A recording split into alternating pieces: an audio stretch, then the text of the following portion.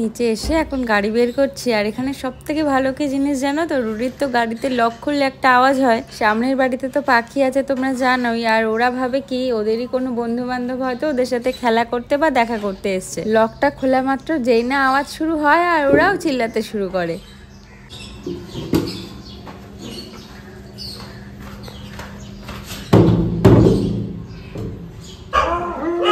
এর পেছনে ঘোরাঘুরি করছে, ওর পেছনে একটা লাইন লাগাবে আর কারোর পেছনে যাচ্ছে না, দেখেছিস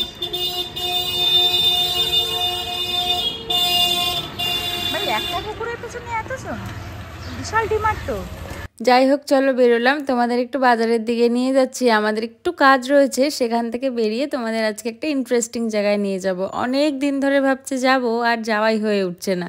আজ সুযোগ এসছে, তাই ভাবলাম হাতছাড়া না করে কাজে লাগাই। এই দেখো তোমাদের সাথে গল্প করতে করতে আমরা ফ্ল্যাটে এসে পৌঁছেছি। এই মহারাজকে তো খুব একটা তোমরা ফ্ল্যাটে দেখবে না, ফ্ল্যাটের কোনো কাজেও দেখবে না হাত লাগাতে। হাত লাগানো তো দূরের কথা, কোনো রকম মাথা ঘামানোতেই সে থাকে না। হঠাৎ হঠাৎ তার মনে হয় যে ফ্ল্যাটে এসে একটু দেখতে হবে। এবার যখন সে দেখতে আসে তখন হয়ে যায় একটা বড়সড় কাণ্ড। তার যদি সেই জিনিসটা পছন্দ হয় তাহলে তো খুব ভালো, আর যদি পছন্দ না হয় তবে চিল্লামিল্লি করে মাথা খারাপ করে দেবে একদম সবার। কেন তার মতো করে হয়নি, অথচ যখন তাকে কোনো কিছুতে পার্টিসিপেট করতে বলা হয় সে কোনো কিছুতে মাথায় ঘামাবে না। যাই হোক আজ সকালে জানি না মাথায় একটু ভূতে ভর করেছিল হয়তো, তাই জন্য আজকে ফ্ল্যাটে এসে যে কতদূর কাজ এগুলো কি কি কাজ হয়েছে সেটা দেখতে। কিছু জিনিসপত্র এনাদের কাছে আমাদের পৌঁছানোর ছিল, সেগুলো দিতে এসছে। আসলে আমাদের ফ্ল্যাটে এখন পুট্টির কাজ চলছে। ফল সিলিং এর যে কাজ হয়ে গেছে সেটা তো তোমাদের আগেই দেখিয়েছিলাম। এখন সমস্ত জায়গায় কালার করার পালা, তাই আগে পুট্টিটা করে নিচ্ছে, তারপরে কালারের কাজ হবে।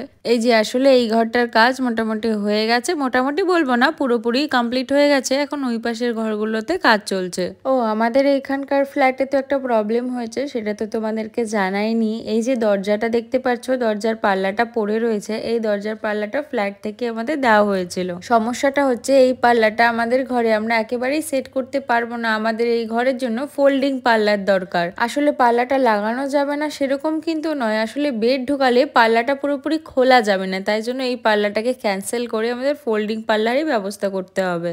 এবার সব থেকে বড় কথা হচ্ছে যে দরজার এরকম ফোল্ডিং ডিজাইনার পাল্লা পাওয়াটাও খুব ডিফিকাল্ট। যাই হোক বাকি সবকিছু ঠিকঠাক থাকলেও এই পাল্লাটার জন্য একটা বড় প্রবলেমের মধ্যে এখন আমরা রয়েই গেছি। তবে ঘরে কাজ অনেকদিন ধরেই চলছে, আর রুডিকে অনেকদিন ধরেই বলা হচ্ছে যে গিয়ে দেখে আসতে। ও তো কোনো কিছু করেই না, এই সমস্ত কিছু তদারকি পাপানি করে। বারবার এসে দেখা, কি লাগবে ওদেরকে সেটা হ্যান্ড ওভার করা, সমস্ত কিছু পাপানি দেখাশোনা করে। এইখানকার মোটামুটি সমস্ত ঘরগুলোই কমপ্লিট হয়ে গেছে, এখন কিচেন আর ডাইনিং এরিয়াটা করলেই হয়ে যাবে। আর এই মহারাজ এসে আজকে পৌঁছেছেন যখন অলরেডি সমস্ত কিছু কমপ্লিট হয়ে গেছে, একটা ঘর বাকি আছে তখন। এবার এই কি করবে, এখন পুরো ঘর বাড়ি খুঁটে খুঁটে দেখে সেখান থেকে খুদ বের করার চেষ্টা করবে। ব্যাস মোটামুটি এতেই এক প্রকার সমস্যা শুরু।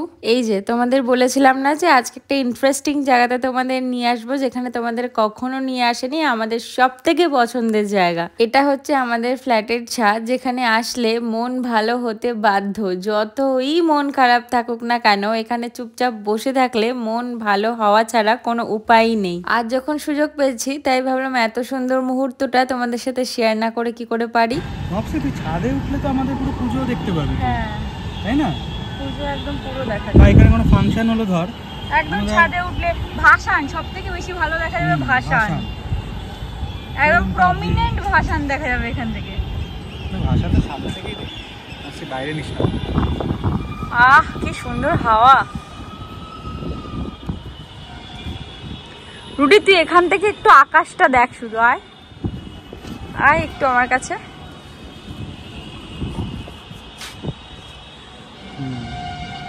কি দারুণ লাগছে না? অপূর্ব, অদ্ভুত সুন্দর। এর কোনো বর্ণনা দেওয়া কি সত্যি সম্ভব বলো তো? তোমরাই বলো, এখানে আসলে মনটা খারাপ করে কি করে চুপচাপ বসে থাকা যায়? প্রকৃতি যে কত সুন্দরভাবে নিজেকে সাজিয়ে আমাদেরকে মুগ্ধ করতে পারে, এটাই কি তার একটা প্রমাণ হতে পারে না? এবার আমি বলতে পারি আমাদের বাড়ি থেকে এত ভালো আকাশ দেখা যায় না।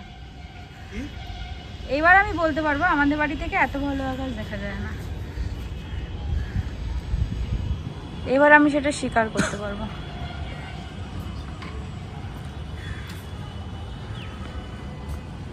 দূর দূরান্ত তাক শুধু লোকের বাড়ি, কনক্রিট সব কিছু।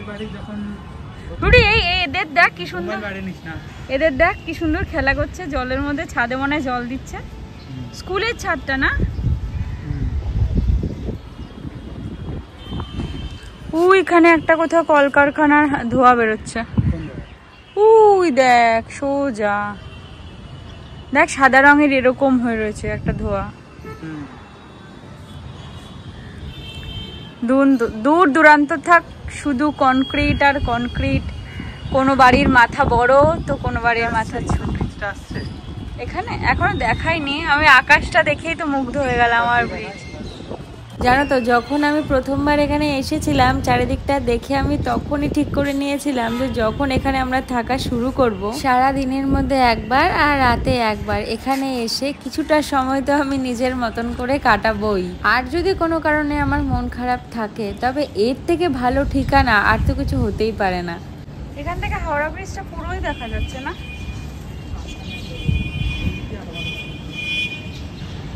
ওই দেখ দেখা যাচ্ছে হাওড়া ব্রিজ, ওই দেখ পুরো প্রমিনেন্ট, দেখেছিস দেখা যাচ্ছে। কোথায় হুগলি? ও আচ্ছা এইটা হাওড়া ব্রিজ, এই যে যেটা দেখা যাচ্ছে এইটা হচ্ছে হুগলি। চল কোথায়? হ্যাঁ এখানে এখানে হাওড়া ব্রিজে দুটোই দেখা যাচ্ছে।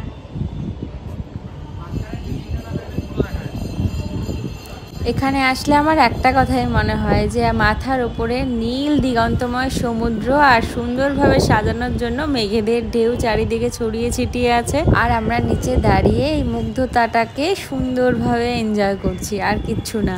যেহেতু 7 তলার ওপর একটু হাওয়ার তেজটা বেশি, কারণ যত উপরে যাওয়া যায় হাওয়ার তেজটা তো ততই বেশি থাকে। গরমকালে খুব বেশি সুবিধা হবে এইটুকানি ডেফিনেটলি শিওর। সাথে এই মুগ্ধ করা সাজ, আর কি চাই বলো তো? তোমাদের না একদিন আমি বিকেলের দিকে নিয়ে আসবো, এখান থেকে মনে হয় সূর্যের অস্তটা খুব সুন্দরভাবে দেখা যাবে। যেখানে সকালটাই এত সুন্দর সেখানে পরন্ত বিকালটা কতটা মারাত্মক হতে পারে বলো তো?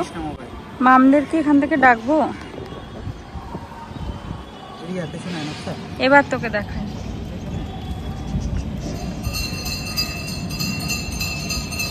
এই যে ব্রিজটা দেখা যাচ্ছে মাঝখানের, ওই যে যদি ওই ব্যাপারটা না থাকতো ওই বিল্ডিংটা, তাহলে পুরো হাওড়া ব্রিজটা প্রমিনেন্ট দেখা যেত, শুধু দুই দিকের চূড়াটা দেখা যাচ্ছে। আর এই সাইডটা হুগলি সেতুটা কোথায়? এই হুগলি সেতুটা আসছে না কেন? হ্যাঁ ওই যে ওই যে ওই যে একটু আবছা আসছে, হুগলি সেতুটা আবার ওইখান দিয়ে ভালো আসছিল। এইটা হুগলি সেতু, মানে এই যে গোল রঙের একটা জলের ব্যাপার আছে, জলের যে ট্যাঙ্কটা তার এই পাশটা হচ্ছে ওই যে ছোট্ট করে দেখা যাচ্ছে হুগলি সেতু, আর এই পাশটাতে এই যে সব থেকে বেশি প্রমিনেন্ট বোঝা যাচ্ছে হচ্ছে হাওড়া ব্রিজটা। কি দারুণ লাগছে, মাই গুডনেস। ঘন্টার পর ঘন্টা যদি ছাদে এসে বসে থাকা যায় না এই গরমের মধ্যে, তাতেও যেন কোনো ক্লান্তি নেই। আসলে অনেকটা উঁচু না, 7 তলা বিল্ডিং, যার জন্য হাওয়াটা আরও বেশি লাগবে। ও আমাদের রুমটা টপ ফ্লোরে হওয়া উচিত ছিল। কেন? চিল রুডি, চিলটার আমরা কত কাছে দেখেছিস?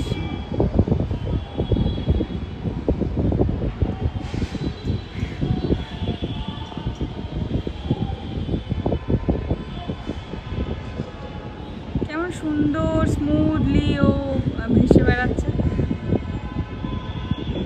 এটা হচ্ছে ফ্ল্যাটের ছাদের ফ্লোরটা, এইটা এত সুন্দরভাবে ডেকোরেট করা হয়ে গেছে। এখানে যদি ঠিকঠাকভাবে মেনটেনেন্স করা হয় নিচে বসেও আড্ডা দেওয়া যাবে। এখানে তো মোটামুটি জিম ছাড়া কোনো রকম হাঁটাহাঁটি করা বা কোনো কিছু করার কোনো উপায় নেই, রাস্তা ছাড়া। মাঠঘাট তো খুঁজে পাওয়া খুব মুশকিল, আছে সেটা অনেকটা দূরে আমাদের বাড়ি থেকে, তাই জিমে না গিয়ে একটু বেশি হাঁটাহাঁটি করার জন্য আমাদের ছাদই ভরসা। দেখে তো বুঝতেই পারছো যে ছাদটা কতটা বড়, এই মাথা থেকে ও মাথা যদি 10-12 বার পাক দেওয়া যায় তাহলেই আর কিছু দরকার পড়ে না। আমরা তো প্রায় অনেকক্ষণই ছাদে রয়েছি, তোমরা কি বুঝতে পারলে বা দেখতে পারলে যে এতক্ষণে কত সুন্দরভাবে যে আকাশের সাজগোজটা চেঞ্জ হয়ে গেল? আরো ভালো দেখা যাবে। এই উপরটাতে যদি ওঠা যায় কোনোভাবে তাহলে হাওড়া ব্রিজটা আরও প্রমিনেন্ট দেখা যাবে। যদি পরে কখনো এখানটা সিঁড়ি ফিরির ব্যবস্থা করে তাহলে তো আর কোনো কথাই নেই। সবার ফার্স্ট মানে আমি উপরে উঠবো সিঁড়ি টিড়ি করলে। এখন তো শুধু এই প্লটটাতে ব্লক করা আছে, এইটাতে নেই, কোনো কানেকশান নেই। অবভিয়াসলি কোনো একদিন এইটাতেও কোনো কানেকশান করবে, তাহলে যদি তার উপরেও ওঠা যায় তাহলে তো আমি ফার্স্ট উঠবো মনে হচ্ছে। হ্যাঁ হ্যাঁ, দুপ করে আবার ট্যাঙ্কে ভেঙে নিচে পড়ে যাবো। আমাদের ট্যাঙ্কগুলো খুব ভালো করেছে, কিন্তু এতগুলো ফ্লোরের জন্য এই ট্যাঙ্ক এই রিজার্ভারে হবে? দুটো রিজার্ভার না?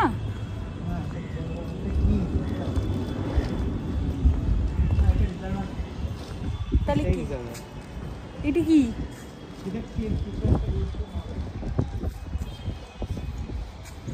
অনেক বড় ট্যাঙ্ক না না, অনেক বড় ট্যাঙ্কি না। কি বলিস? কম করে তোর এটা 15,000 লিটার তো হবে। 15,000 লিটার কিচ্ছু হবে না। 15,000 লিটার তো বাড়িতে কত লিটারে? বাড়িতে তো 1000 লিটারের ট্যাঙ্ক থাকে, এখানে 15টা ফ্যামিলি থাকে, 20টা ফ্যামিলি থাকে, 20,000 লিটার তবে হয়তো।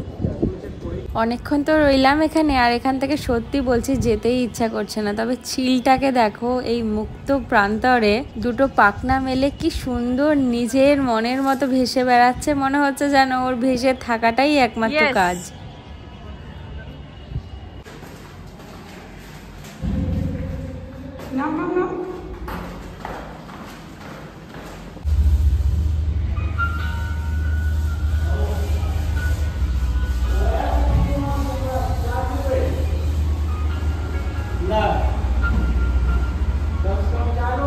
এটা কাদের ঘর বলতো? ব্যানার্জি বলতো কারা?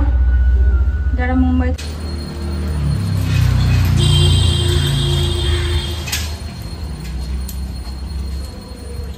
চলো আমরা নেমে গেছি, এবার বেরোই, বাড়ির উদ্দেশ্যে রওনা দিই। অনেকটা সময় একটা ভালো মুহূর্ত কাটালাম।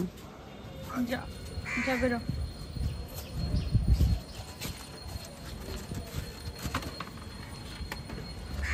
এখন অলমোস্ট বাড়িতে 4টে মতন, আর আমরা দুজন এখন একটু রেডি হয়ে বেরোচ্ছি, কারণ আমাদের খুব আর্জেন্ট একটা দরকার পড়েছে। তো রুডির অফিসের ফাঁকে একটু সময় বের করেছি, একটু বেরোচ্ছি, দরকার আছে। 2-3টে কাজ করে এসেও আবার অফিস জয়েন করবে এখান থেকে, কারণ কল শেষ হলো। কারণ ওদের তো মিটিং শেটিং চলতে থাকে, মিটিং শেটিং শেষ না হলে বেরোনো যায় না।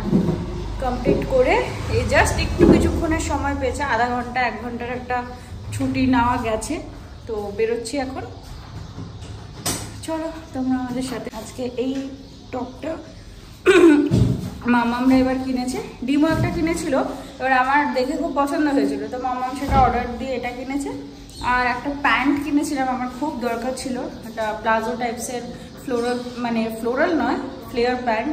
তো ওটা কিনেছি, দেখলাম এটার সাথে এটা ম্যাচ করে গেছে। প্রথমে ওটার উপরে রুডির একটা টি শার্ট পরেছিলাম, তারপর দেখলাম প্যান্টটা নতুন করছি যখন জামাটাও নতুন করি। আমার একটা ব্যাপার আছে, প্রত্যেক মান্থে আমার একটা হলেও জামা কিনতে হবে, মানে এটা একটা ব্যাপার। মানে আমি তো 1 পিস ক্যারি করি বেশি, বা কুর্তি, যাই হোক একটা কিছু কিনতেই হবে। তো ভাবলাম বেরোচ্ছি যখন পুরো নতুন করেই বেরোই। জানি না পুরো আউটফিটটা তোমরা দেখতে পাচ্ছ কিনা, এই যে পুরো আউটফিটটা, এই যে এটা, জানি না কতটা বুঝতে পারছো। টপটা তো দারুণ লেগেছে আমার, একদম এলিগেন্ট। আর প্যান্টটা কোইন্সিডেন্টলি এত সুন্দর ম্যাচ করে গেছে। যাই হোক চলো বেরোই, রাস্তা যেতে যেতে আবার কথা হবে।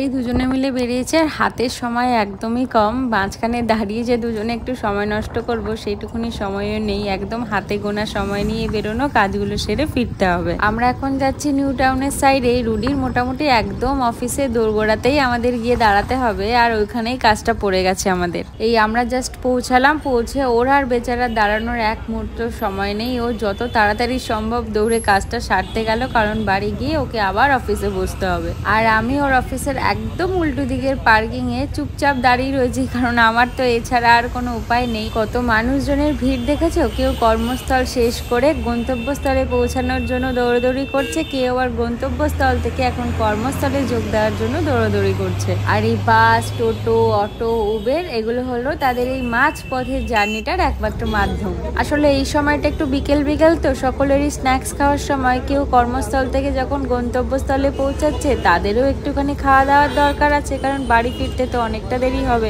কেউ আবার গন্তব্যস্থল থেকে কর্মস্থলে পৌঁছাবে, বাড়ি থেকে অনেকক্ষণ আগে বেরিয়েছে, একটু খাওয়া দাওয়া করে কর্মস্থলে ঢুকবে, এই আর কি চলছে।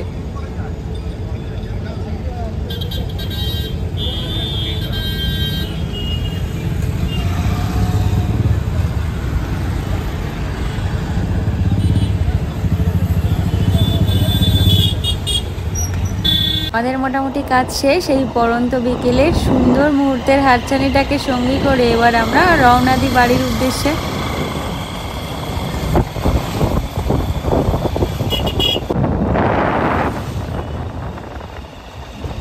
এখন অলমোস্ট বাজে 9:30 মতন। রুডি তার অফিস কমপ্লিট করে এখন দুজনে মিলে একটু খাওয়া দাওয়া চুটকারি করতে বেরিয়েছি। তোমরা তো জানোই যে আমরা এই ফ্রাইজ আইটেমের কত বড় ফ্যান। আমরা এই রোল, মোগলাই, চাউমিন এগুলোর থেকে একটু ক্রাঞ্চি ক্রাঞ্চি কিছু খেতে দুজনেই খুব ভালোবাসি, আর সেটারই খোঁজ করতে থাকি সবসময়। বেসিক্যালি KFC স্টাইল চিকেন এটা তো আমাদের খুব পছন্দের, আর সবসময় KFC যাওয়াটা পসিবল হয় না আমাদের জন্য, তাই আমরা সেটারই খোঁজ করতে থাকি কোথায় সেই রকম কিছু পাওয়া যাবে। ওই যে কথায় আছে না, খুঁজলে ঘোড়ার ডিমও পাওয়া যাবে, আমাদের দশা হচ্ছে তাই। ঠিকঠাক খুঁজে খুঁজে দোকানগুলো পেয়েও যায়, আর এত সুন্দর টেস্ট দোকানগুলোতে খাবারের। তবে চলো খেতে খেতে একটু সুখ দুঃখের গল্প করতে করতে আর ভিডিওটা শেষ করছি। কাল আবার একটা নতুন ভিডিওতে তোমাদের সাথে আড্ডা দিতে আসবো।